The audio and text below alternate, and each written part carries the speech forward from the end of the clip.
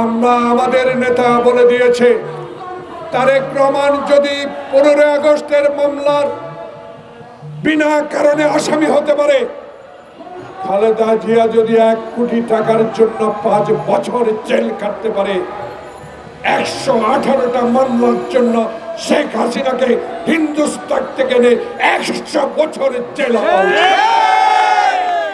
কি পাইছেন?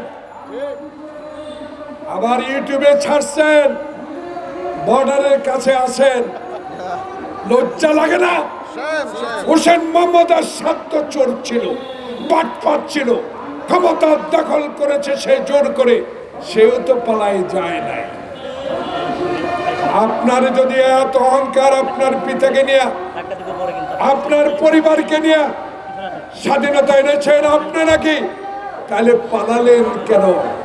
পালালেন এই জন্য আপনি ছিলেন চোর, আপনি ছিলেন ডাকাত, আপনি ছিলেন গণতন্ত্র হত্যাকারী, আপনি ছিলেন ইলিয়াস আলীকে গুম করা, আপনি ছিলেন চৌধুরী আলমের গুম করা, আপনি ছিলেন আমার নেত্রী বেগম জিয়ার বিরুদ্ধে বিনা কারণে মামলার হুকুমদাতা। তাই আপনাকে মানুষ, প্রিয় সাংবাদিক বন্ধুগণ, দয়া করে এই কথাটা একটু লিখবেন, প্রচার করবেন।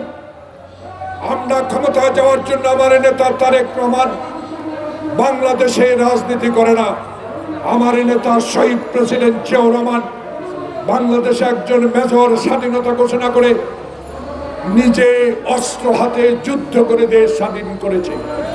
সেই নেতার আদর্শের দল বিএনপি, সেই আদর্শ দলের ভারপ্রাপ্ত চেয়ারম্যান তারেক রহমান, তিনি বলে দিয়েছে সময় দিলাম, এই সময়ের মধ্যে মৃত ব্যক্তির ভোট যেন বাংলাদেশে আর না হয়। এই দেশে যেন শাহাবুদ্দিন সাহেবের মতো 91 সালে রশি টানিয়ে যে নির্বাচন হয়েছে সেই নির্বাচনের ব্যবস্থা করলেই আমাদের নেতা তারেক রহমান জনগণের ভোটে ইনশাআল্লাহ প্রধানমন্ত্রী হবে। বাধা দেওয়ার শক্তি আল্লাহ ছাড়া কেউ নাই।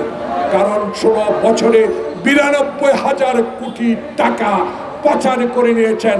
কানাডায় বেগমপাড়া করেছেন, ব্যাংককে বাড়ি করেছেন, দুবাইতে বাড়ি করেছেন। শুনতে পেয়েছি আমাদের সর্বময় ক্ষমতার অধিকারী যিনি আমরা মহামান্য বলি, নাম উল্লেখ করলাম না, তারও নাকি কিছু কিছু আমি ইউটিউবে দেখেছি, কিছু কিছু বাড়ি ঘর নাকি বাইরে দেখা যায়।